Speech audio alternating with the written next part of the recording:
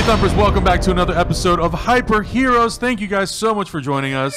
I feel like we should applaud every time right? now. Very exciting day, very exciting day. Because 2 episodes in 1 week. Come on. I know. We did a shortened episode where we talked about Vulture's article about the DC, formerly the DC Extended Universe. A lot of people were very salty about the title, where I put like, is the DC Extended Universe a lie? Is it a lie? That's a really clickbaity title. And I'm like, that's literally what we talked about. It's literally what, and because then the term is literally not factual. And then there was people talking mad shit, and they didn't even watch the episode or read the article. They're like, you guys hate the DC. I'm like, we talked nothing but good things in that last episode. Like literally nothing but good things. We also got a couple comments like, why did you guys do 2 episodes, not just wait for Sunday? And I was like, we like doing this. We wanted to do another one. Like it's fun to talk about. Exactly. Not only that, to like not put anything out and then to have to like answer a bunch of questions as to why not. It's easier to just put something out. And it was, I mean, we spent 40 minutes talking about that topic. So had we had that roped in with like a trailer and 4 other topics, it would have been like a 3-hour episode. So speaking of DC, we're going to watch the Justice League trailer at the end of the episode today. And I haven't seen it. You haven't seen it. You haven't seen it. Nope. No. I didn't even shower this morning. I just threw on a hat. I can smell you from here. I want to say this. It is like 11:30 at the time of this recording, Pacific time, which means it's been out for a little while. 5 hours. I don't know if I'm not gonna spoil it. I don't know if you guys have seen it, but already on Twitter, somebody was very excited, and I hate to put people's shit on blast, but I'm gonna say it. Here's a new policy, guys: don't send stuff to us until we post about it. Don't send, because even if it's exciting, everyone's like, "Oh man, I can't believe this thing! I can't believe this! Can't wait! I love what they did with this guy." Wait till we post the reaction video and then send us. I got a few of those too. I'm like, so it's like, dude, I know you probably woke up at 6 a.m. to watch this. Oh, for sure. I was up at 6 a.m. and I saw the internet. And as soon as 6:01 rolled around, I was like, and what people will say, is like, well, why weren't you guys there at 9 a.m. to what? And it's like, listen, we were not it was all at 6 a.m. our time. No, 9 a.m. our time, 6 a.m. Eastern time. No, 6 a.m. our time, 9 a.m. Eastern. Yeah. Reverse it. Reverse it, Hector. Yeah, that is how time works. That's how time zones work. It's 6 when it's 9. Yeah, 6 a.m. our time. Wow, it's been hours and hours and hours and hours and hours. Man, oh man, I was like, no, the sun rises here and sets. Yeah, and it sets over there because we're the most important. Even then, it's like we are not all at Adam's house at 6 a.m. on a Sunday all the time. And I don't expect them to. Super be friends have to assemble. And I had to wait until 10 a.m. because I had to run an errand this morning. Had to go to a store. Yeah, we were all we're all like coordinating. We're like, okay, we're gonna be there like 10:30, 11 and knock this sucker out, and then we have to set up, and then we have a crew of 1 guy. Zach. Shout out to Zach. Shout out to Big Zach, us out. Big Zach Dog. He likes to be called Big Zach Dog. Busy doing stuff. So like before, people were like, well, weren't you guys just there at 6 a.m.? It's like, well, because it's Sunday. Because we were drinking last night till midnight. Exactly. Like, that's why we were out watching Halloween. 30. Yeah.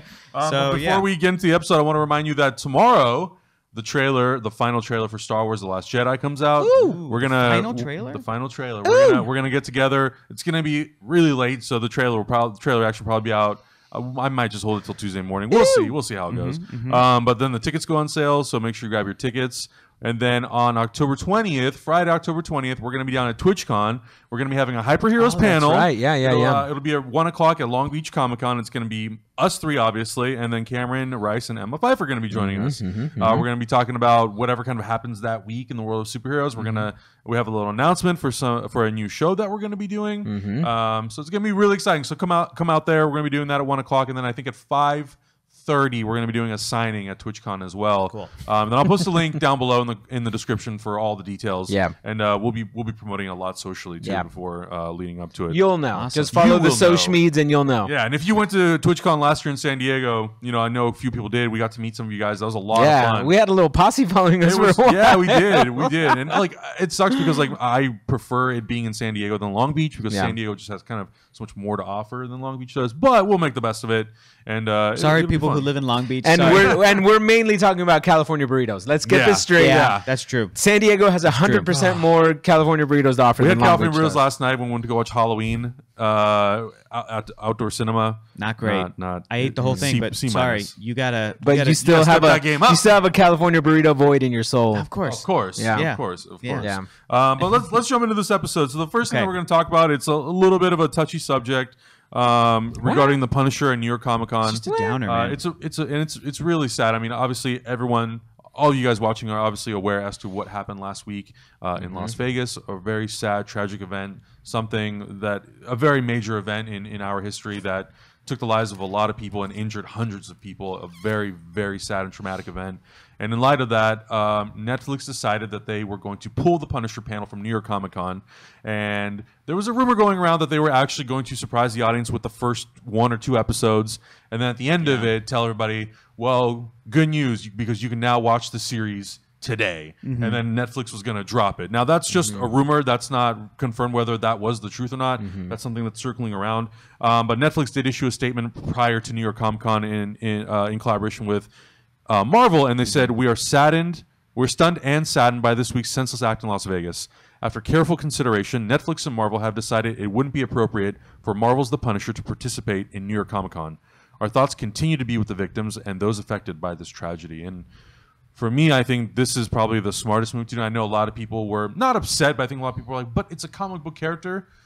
It is, but the Punisher being who he is, this anti-hero that's a gun-toting sort of a vigilante who kills, even though it's bad people.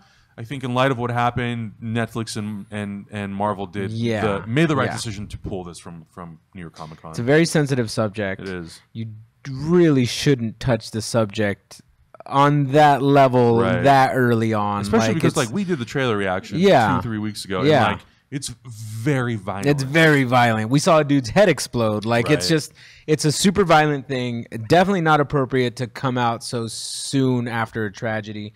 It was just a great move on Netflix's part. Honestly, I'd be okay if they didn't even release it this month. It's going to be kind of a tough month to release it just because Stranger Things is also coming out. How are you going to work around the Stranger Things release when that's going to take a lot of the momentum out of anything else you put out? And it looks like this Punisher show is awesome. So how are you going to balance this? What's going to happen? Somebody said a buddy of ours said this is probably most likely the smart and more sensitive, more aware thing to do, but the counterpoint could be that this character could maybe offer some catharsis for this for these kinds of feelings. And I feel like, unfortunately, with this character is just such a landmine of different topics and how different groups of people feel about this subject. Because even though we know he is coming from a place of heroism, he's a hero. He has good intentions in his heart. He kills people without giving them a trial. No due process. He decides himself, you're a drug dealer, I'm going to kill you. With ignoring, the idea that criminals could be reformed, that people have different circumstances in their life to lead them to those There's no gray area with him. No gray area. And some people really love that. Yeah. But the problem is that, there's a reason that the Punisher first appeared in this Netflix show as an adversary for Daredevil. Because just thematically, that's what the Punisher, I think those are the best sort of Punisher stories. And there's a reason that when he first appeared in comic books, he was a bad guy. He is a guy who operates outside of the law and has access to a lot of powerful guns. And he has training. So this is never an easy, with the way that things are in the country right now. And unfortunately, a thought I had is and this is really messed up. We were talking about this last night. I thought I had is when can you ever release that show? Because mass shootings happen so often in the United States. When can you ever comfortably release? It's the same as when people say, well, now's not the time to talk about gun violence. It's there will never be a time because this is going to continue happening until people feel differently and until lobbying groups like the NRA have less power. Then that's when things are going to change. And it's awful. And it's one of the worst things about living in the United States. I've expressed this feeling. It was just I feel scared every time I go to an event. Well, last night we went to outdoor cinema. We went to go see Halloween, and it's a huge park, and it's filled with hundreds of people, and very open, and it was crazy because it wasn't until we got into the car that we all sat down, and Abby was the first person to say how kind of uncomfortable it is to go to something that's outdoor and so public because you don't really know what to expect. You hope that nothing happens. You realize how vulnerable you are. Yeah, you hope nothing happens, and it's so messed up that we feel fear that. Right, it's so and the messed probability is usually that nothing will, but you can never assume that nothing will. I was looking around. Yeah, you definitely have to kind of keep an eye on your six. There's no place in the United States where you can be safe from something like that, from tragedy like that. Yeah. And it sucks, and you think about that stuff, and you get mad, and you're like, well, why aren't the laws different? It's so stupid and so frustrating. But it's a thing, you know, in the past couple of days, in light of the Vegas shooting and 58 people losing their lives, and like you said, hundreds of people getting injured, people have been posting stuff like, look, it took years for the laws to change about tobacco. Yeah. Years, but now you can't smoke in places, and like it used to be that you could smoke everywhere, but now it's very, very limited. And now, after research has been allowed to take place, and now, but you look back to our parents' generation, and we can look at that and go, man, you guys were so stupid, and they'll go, well, it's because of lobbying groups. It's because, you know, we've seen Thank You for Smoking, like it's because of these sort of companies that placed profit over research and awareness and health and all that other stuff, and that's happening now. Yeah, and it's like people are saying it can get better. It's just going to take a long time. Yeah, which is unfortunate because, you know, you look at the statistics of how many times it happens in this country, and you would think by now they would just really be like, we have to. And we talked about last night. You're never going to 100% get rid of mass shootings. Yeah, never. Yeah, it's going to happen at one point or another, but to be able to greatly reduce it is a huge victory, and it has nothing to do with taking people's rights away, and it's really just having more control over how and when these sort of things happen, and being just more preventative. Yeah, and if we don't do that, and we kind of ignore all that, then nothing's ever going to get better. And unfortunately, all of that stuff we just talked about, the Punisher usually doesn't go into that stuff. The Punisher is not about preventative. You know what I mean? He's not a preventative superhero. He's a reactionary superhero. He is full of vengeance and anger. And again, sometimes that's the type of story that people love and want. There's a reason he came to prominence in the 1980s. There's a lot of anger that people felt then. There's a lot of anger that people still feel today. And he means a lot to a lot of people, and that is important. But at the same time, it's always going to be tough to discuss the Punisher. Absolutely. Like, to be the person who goes, it's tough too, because there are people, of course there are people like this, to be the person that goes, I don't like superheroes, but I love the Punisher. Right. It's like, well, let's unpack that. Like that, wow, okay. Yeah. That's something extreme. Else. That's something else. Yeah. You know, but I mean, you also have to think about it from the other end. Like, how many people who are affected by the Las Vegas thing don't feel like they want to be like Punisher? You know? Like, how many, like, if that guy would have survived, what emotions are you feeling, and how bad would you want to avenge your family, you know? And that's what Punisher's doing. And that's in a way, I understand what you were saying, Hector, about being cathartic for people, where it could be kind of like therapy. It's just letting people kind of visualize and live out things that might help vicariously through that character.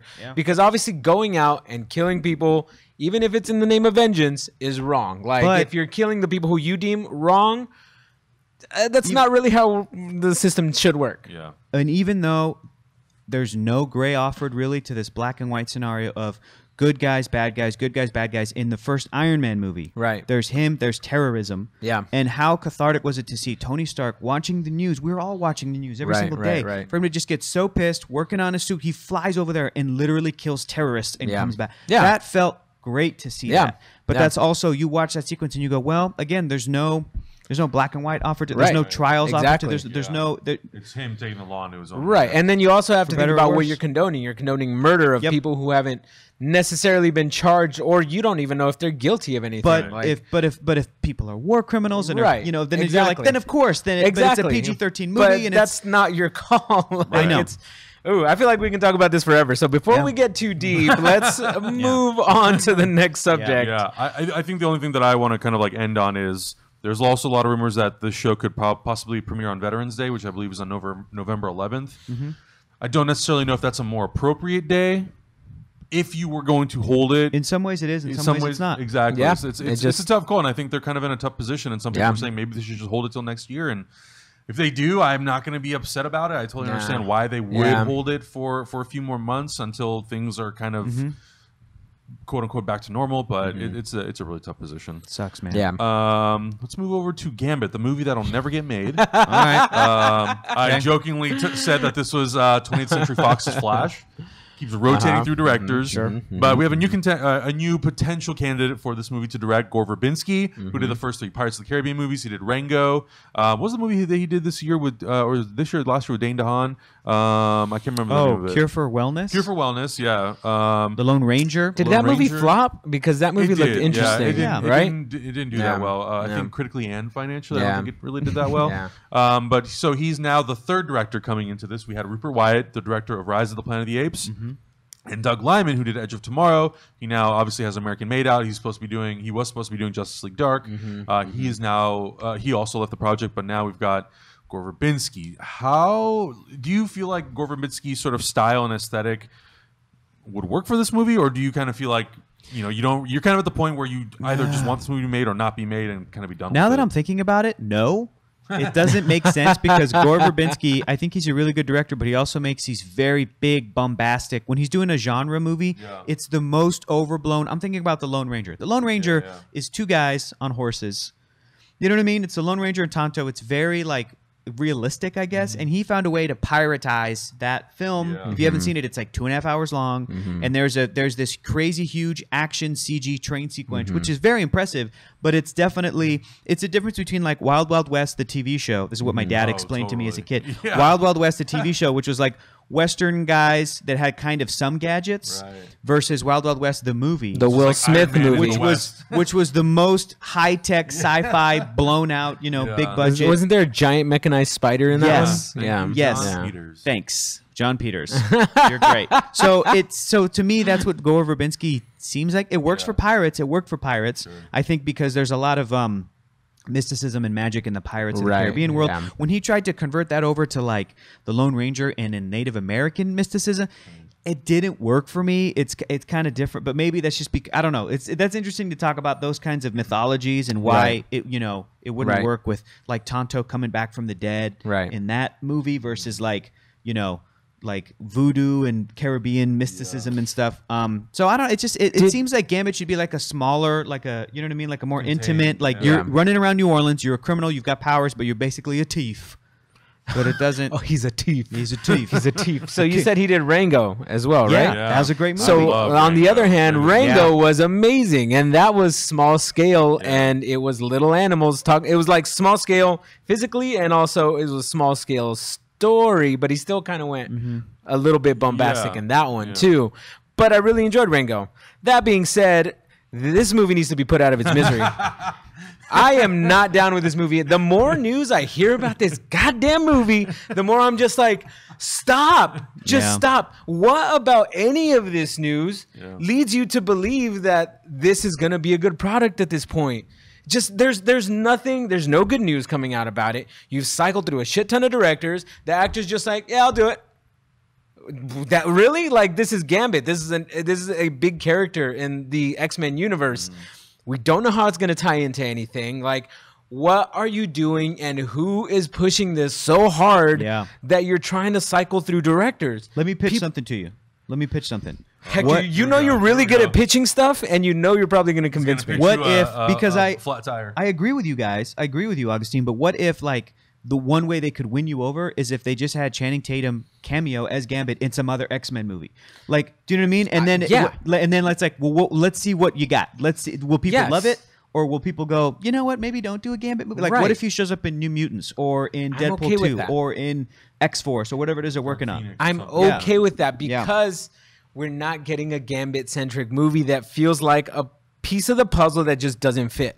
It's just, it doesn't vibe with anything that's going on right now. It's been in pre-production purgatory for years. We've been talking about this for years. At least a year and a half. And I'm not down with this movie whatsoever. Just stop. Just stop. Please stop. Just stop.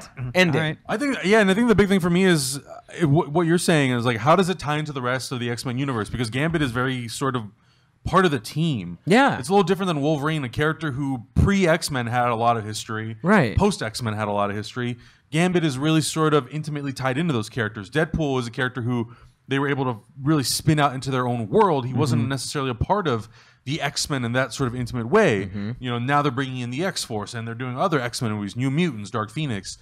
And I think that's the big thing to me is like, okay, if you really want me to be invested in this Gambit movie, put him in Dark Phoenix or New Mutants. Even honestly, at this point, even X-Force, even though it doesn't fit as much as like it would fit with the regular X-Men, put him in something so we can kind of get a flavor of like what's Channing Tatum doing with this role. And he is a producer on this movie, and he's one of the people who really is trying. Maybe he's the one continuing to push it forward. He's the one who's really trying. And there was an interview with him not too long ago when he was doing press for Kingsman, and he said like, yeah, we understand that this movie has kind of been through the trenches. And the big thing for us was like we just haven't felt like we had the right script. So we thought, well, okay, let's go back to page one.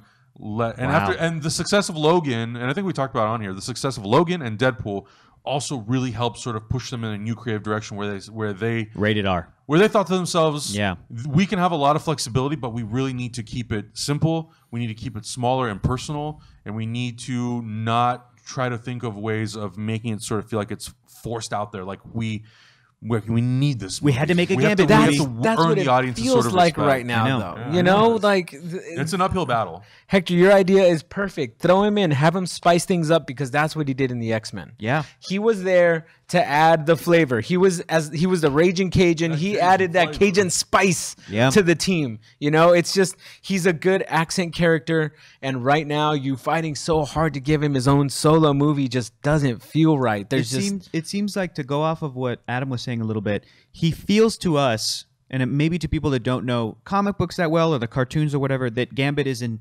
X-Men team member. But even when he was on the team, he always did kind of feel like the outsider, kind of like Wolverine. Well, he put himself on the outside because he didn't really want to vibe with the crew, but he still did it. The difference is that with Wolverine, Marvel, the comic books, the cartoon shows, for years have focused on this character. The movies have had him as a central character. They just brought him back to life in the comics? Yeah, so yes, because he is this very important character to the Marvel Universe, and the build-up for his backstory, his future story, everything in between has always been happening. With Gambit, that's something that's not usually happening. So like you're saying, Adam, it's an uphill battle. These guys have to convince audiences that he's either worthy of his own story, or that they can take that kind of focus like they've had to a Wolverine-style character. So that's the battle. Because even though he's a team guy, and like you're saying, he's adding that Cajun spice, he's been like this outlier, outsider figure. So it's like, okay, convince us that he's one or the other. Convince us that he's worthy of having his own story. And and then we'll be fine with seeing Channing Tatum running around throwing cards and shit. That'd be fine. Yeah, it's cool. Yeah, I mean, if you can prove to me in a different movie that he can carry his own thing, I'm fine with it. Yeah. Same. But at this point, this whole cycling through people, and we don't know what, and it's been in talks for years, and it's just and for me it just doesn't sit right. For me, it feels different I feel differently towards this than I do Flash, because Flash is so much part of a bigger universe, and his story is very integral to other movies and other stories, and you know, like his storyline could potentially affect a huge point of the DC like movie. So that's why you're always asking for that Flash movie to get made, right? But not the same with Gambit. Right, Yeah, definitely. Flash is one of the pillars of the DC universe. Absolutely. Absolutely. It's he's arguably one of the strongest forces in the DC universe. Yeah. So The Speed Force encompasses everything, and he can change anybody's timeline at any point. His own. Character. The Green Lanterns are huge, and he can change a history point in the Green Lantern universe. So is crazy. He's powerful. To have that power is insane, and I think that's what makes Flash. That's what makes these two situations so different. Even though I made a joke about it, but I think that's the key thing. Absolutely, like the key importance of the character to that universe and how he affects everybody around him. I think it's like, make that Flash movie. Gambit, I can wait. Meanwhile, Gambit can chew gum, spit it out, and have it then have it explode. That's true. Or that's cool too. Just don't play poker with him because he'll probably kill you. That's true. Last topic that we're going to talk about before we get into this JL trailer. Some more Venom casting is happening. The only downside about this, the Gambit of the Spider Venom. Sorry, the Venomverse. Did I say Gambit? No. I'm saying this movie is the Gambit of the Venomverse. Yeah, that's true. Some casting. Again, it's like it's all very, very vague. We don't get a lot as to like who these actors are auditioning for, who they're playing. But Jenny Slate, former cast member of SNL. She is now in talks to be dating Chris joining. Evans for a while. She was, yeah. Did they break up? I think they broke up, right? Yeah. She's in talks to be joining the Venom movie, playing a scientist. I love her. She's great. She's fantastic. She has that snail shorts. Have you seen those? Marcel the Shell. Marcel the Shell. So great. Amazing. She's a great voice actor. Yeah. Oh, awesome. And for a while too, she was supposed to be writing a Looney Tunes movie for Warner Brothers. Right. I'm so waiting for I'd that. watch Jenny that. Slate. I'm so like, what's up with that? I totally watch that. I'm down with her. She's cool. I love her. But the movie. Here's why we don't give a shit. So frustrating. Here's why we don't give a shit. I'm so sorry. Venom. Venom is dope. You can tell, but you can tell this is a character who maybe doesn't need his own movie. Right. If the roles that we're casting at this point, supporting characters, are scientists, and we're not immediately thinking, oh, it's probably this scientist character who's involved with Eddie Brock Venom or Venom. Yeah. That's where it stops. It's like we're not excited. Who is Venom's greatest enemy? Carnage? That is not going to be in this movie. Spider-Man. That's what I'm saying. Like, it's such talk about an uphill battle. This is tough. People just don't understand that they balance each other out. It's like Batman and the Joker. You need the Venom to balance out the Spidey. But to be fair, great cast in the movie Deadpool. Played characters like Ajax. Right. Played characters like Dish Soap was one of my favorite characters. Megasonic Teenage Warrior. Characters that we didn't know and care about really. And care about now. And still went into that movie. We're blown away. Now we love those characters. We dig those characters. Like Blind Al was another. And these are all supporting characters from comic books, from Deadpool comics, that if you're a fan of Deadpool comics, you've read them, you know who they are, you're excited about it. They even had Bob, the Hydra agent, kind of. Right. So all of that stuff is there, but I don't think that Venom has that strong of a supporting cast just for himself. No. Right. Because and a lot of those characters come from Spider-Man's world. Yes. Right. It's like you're doing this without sort of the titular character that makes the universe work and blends it and binds it all together. So Spider-Man is the reason why Venom is doing what he's doing. And I get and again, it's like a great cast. You have Tom Hardy, Riz Ahmed, Michelle Williams, and Jenny Slate. And it's like great. It's a great cast. Great actors. And I like Ruben Fleischer. You know, I know his movies have been really hit and miss. Zombieland still to me is such a standout in that genre of movie. Amazing movie. But yeah, it's kind of the same thing with Gambit. Is like I want to be excited for it because I think we all obviously love this genre of movie, the superhero comic book movies. But when you put a property in front of people and you're like, oh, we're going to do this because we have this property, we own it, but we need to do something with it or we'll lose it. Because they want to make it right. Can't you find a way to make these worlds kind of cohesive? And no. You don't have to put him in the MCU movies, but have it be all part of the same universe where if in the future they wanted to, theoretically, you could bring Venom over. I'll give you an example. Imagine if they announced that they were doing a Vulture spinoff starring Michael Keaton. Yeah. Now, Vulture is not the strongest character in comic books, but just based off of Michael Keaton, what he was in that movie, you know, he's going to be in jail, his family, you know, his family moving to Oregon or whatever. Like, all of that is like, that's interesting. I would watch that movie. I would watch a movie with just the Vulture. Right. Because they put in the work.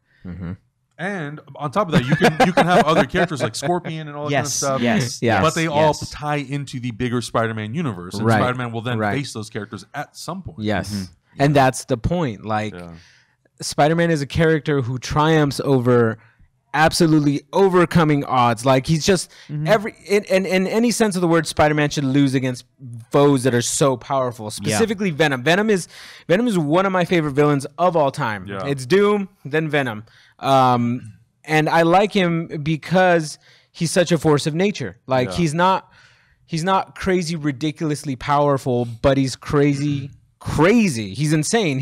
He'll do whatever it takes to do what he needs to do. And he's also got that crazy symbiote element to it too, where it adds a lot of sci-fi and a lot of different things that are cool elements that lead into the Spider-Man story that you're shooting yourself in the foot for not including them. Well, and I think that's such a cool thing about that character is like you can go into sort of a sci-fi-ish territory with it. Yeah. And that already makes you very different from the other movies that Marvel is making, whether it's Marvel Studios or Fox or whatever. Yeah. It's like you're going to a very sci-fi sort of realm. Right. That I think X-Men is kind of the most, currently is kind of the most sci-fi. The Avengers universe has kind of slowly built towards being a sci-fi little universe, bit, yeah. But it like that's not its purpose. Like that's not what it's trying to be. Like how cool would it be to see Peter Parker with a little bit of the symbiote, examining it, doing some work on it, figuring out how it ticks. Him and Ned, absolutely. Man. Absolutely, but no, we don't get any of that. We don't. So stop it with this movie. I'm talking to you, whoever's listening. Stop it with this movie. Truly, Venom. Truly, the Gambit of the Spider-Verse. Gambit. Truly, the Venom of the X-Men universe. The Venom of the Venomverse. Oh man. Now I just want to see a Gambit Venom movie team up. It's like, you know what? That's interesting. Yeah, that is interesting. Together. I would watch that. Yeah. That'd be super interesting. Oh God. All right. But without further ado, let's end this on a high note. Let's end this on the high note and do the thing that you guys are actually here to see. I'm gonna move these. Yeah, please. So they're not in my way. All right.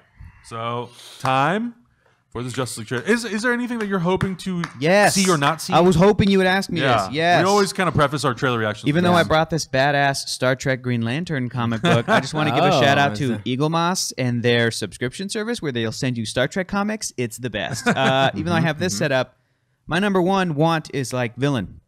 Bad guy, threat. What's the plot? Good villain. What's the bad guy? Yeah. What is, is it just why mother is the boxes Justice and League Steppenwolf? uniting? Right. Yeah, let's see some. I want to see Steppenwolf. What's it look like? Does he look like that toy that is in stores right now that I could go buy if I collect all the Justice League? Because I'll go get it if that's what he looks like. But does he look like something different? I want to know what he looks like. Yep. You want movie accurate stuff. I do. Because we've gotten very little glimpses of him in the last trailer, and I think the big lesson that I think Warner Brothers learned from Batman vs Superman was don't show us enough, but don't show us everything. And I don't necessarily, because we know the villain is Steppenwolf, but we've gotten little glimpses of him in the other trailer.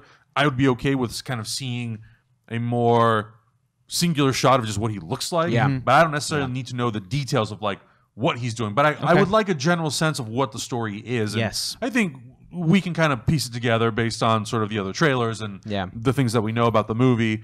But it would be nice to sort of see, okay, how are we pitching this movie to audiences that makes the general audience feel like, oh, this is not an Avengers movie, or this is not Civil War, or this is not Batman versus Superman. How are we sort of laying it out for audiences? And I think also this trailer, because of the timing and when it's coming out and sort of what's happened behind the scenes with this movie, are we going to see, because of Joss Whedon sort of taking over, are we going to see a lot more Joss in this? Is it going to feel a lot more Joss, or is it just going to feel like, the way it's felt for the last That's year? what I'm curious about looking at. Will we notice a tonal shift? Because Z Snides is handling his own personal business. That's good. Handle that. He's not holding the reins right now. Let's see if there's any type of tonal change, and then we sort of have a gauge as to like who's been doing what, So that's what I'm going to be looking out for. Yeah. Okay. Well, without further ado, here we go. Here we go.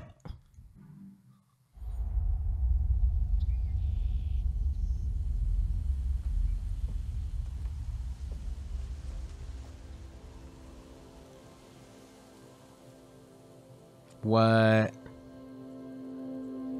Are they starting it off? Oh! Wait, is this a flashback? Wait, no, Lois is at... This could be anything. Shit.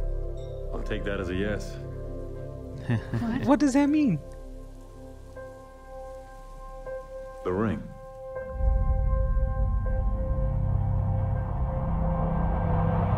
What? Oh, see. Fuck! Of Superman.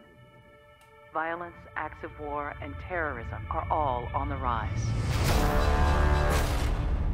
I had a dream. It was the end of the world. That's Steppenwolf. Yeah. Whoa! Wow. That's some Amazon action. I think it's something more. Something darker.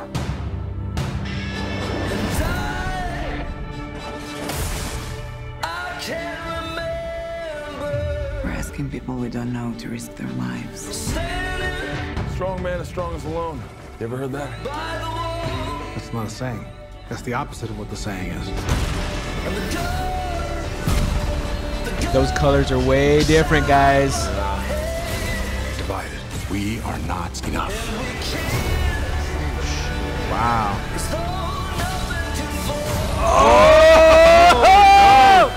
The world needs Superman. Sick. Yes, yes, please. More of that. This is why I brought you together. Ride ain't over yet. Yes! My man! That's fine. What a Badass. Oh my god, I can't wait for Aquaman. That's it. Oh, get out of here! What the? I'm getting goosebumps, you guys. No joke.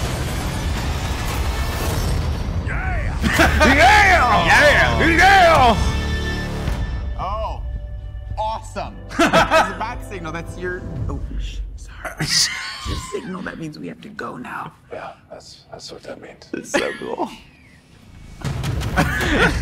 He's like this ding dong over here. Hey, shut up, stupid. Wow. I love what Okay. Clark was wearing in the field at the beginning. That was just Donner. That was that Well, classic. straight up, that's Yeah. like what young flannel. Clark wears Yeah. in Yeah. that sequence.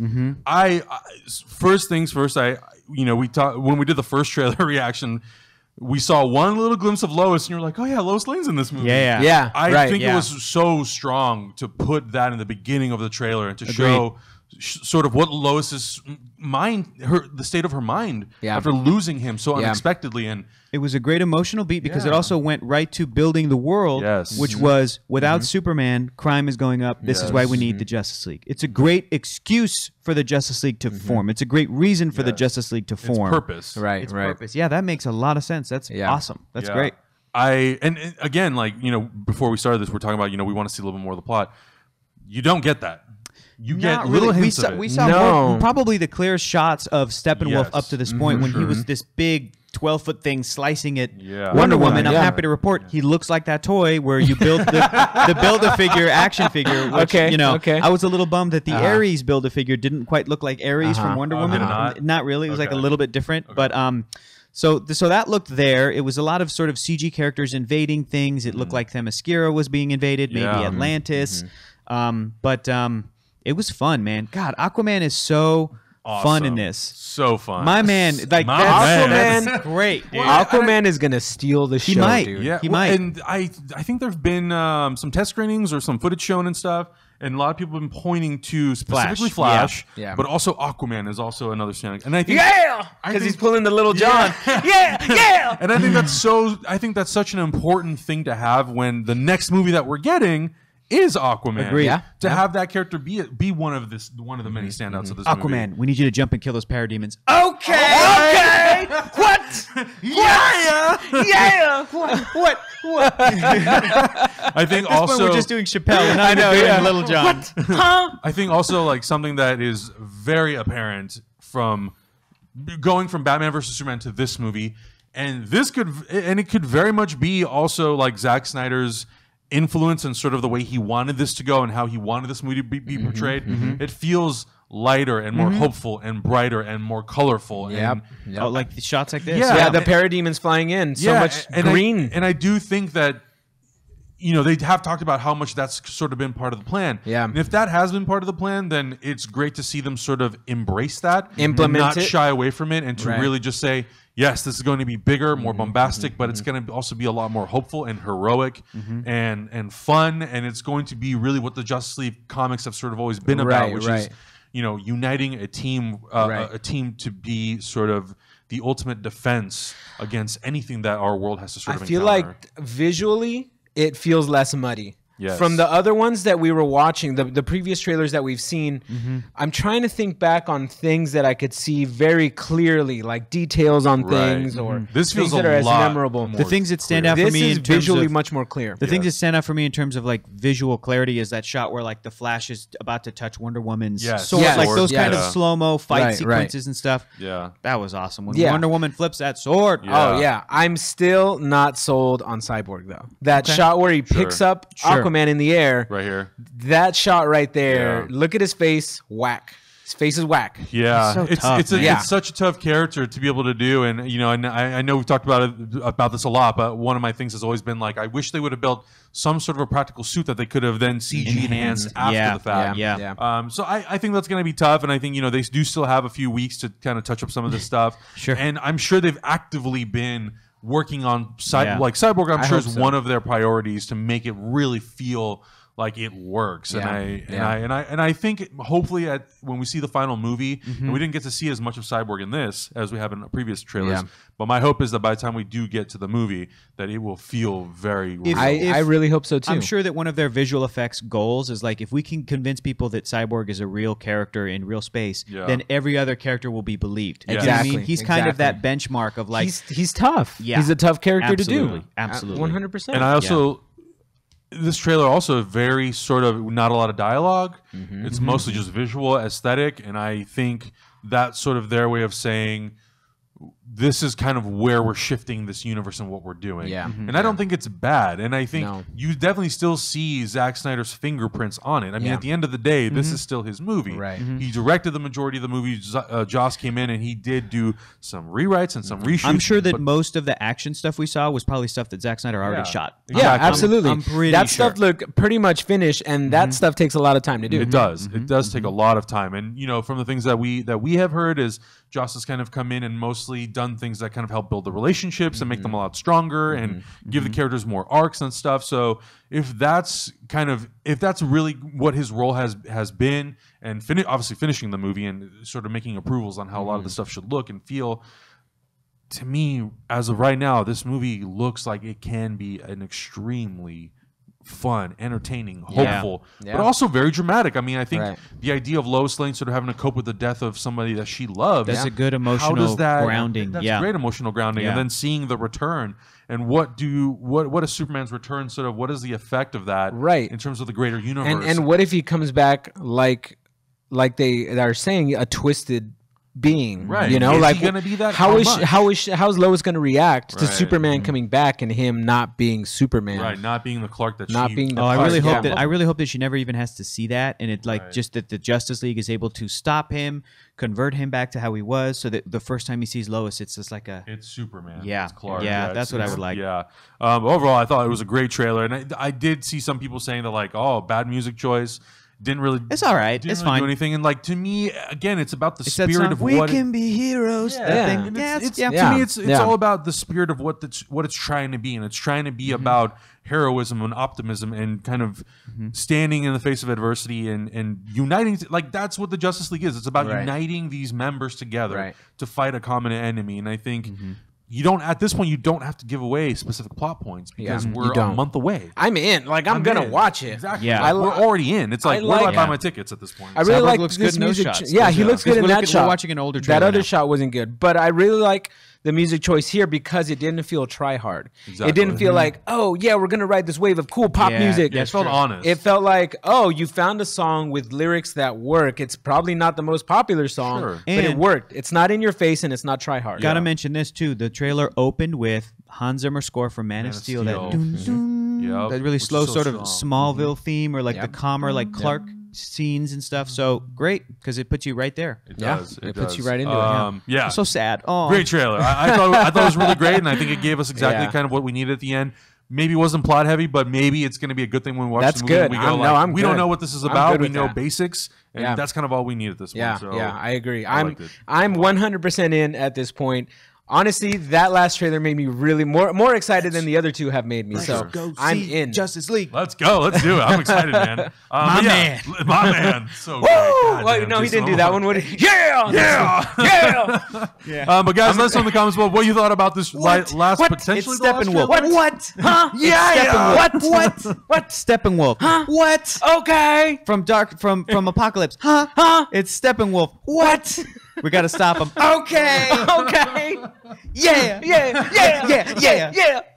Oh my God. Arthur Curry. Just cut it off before we keep going. The Aquaman. Let us know what you thought about the trailer in the comments below. Also, all the other topics that we covered. If you are new to the show, it's our weekly superhero, heroic sort of show where we talk about all things related to comic books, Marvel, DC, Star Wars, anything that's related sort of into the realm of heroes. Yeah. But Hector, before we go, where can everybody find you? You can find me reading this. I can't wait to read it. Star Trek, Justice League. No, Green Lantern. It's going to be awesome. Some of the members of the USS Enterprise get rings, and it's dope. Find me on the internet at Hector is Funny. Agustin. What? Yeah. That's where you find me. L_Santo Taco. You just find me Okay. You just find me at Adam Havoc, and also every single week we're here on Hyper RPG, both on YouTube and on Twitch, twitch.tv/HyperRPG. Check out all the content that we're doing, and we'll catch you in the next video. I just love it when Chappelle just doing this Yeah. over and over again. Yeah. What? Huh? What? What? And then he talks all nice. He's like, well, you see, my name is John. Yeah.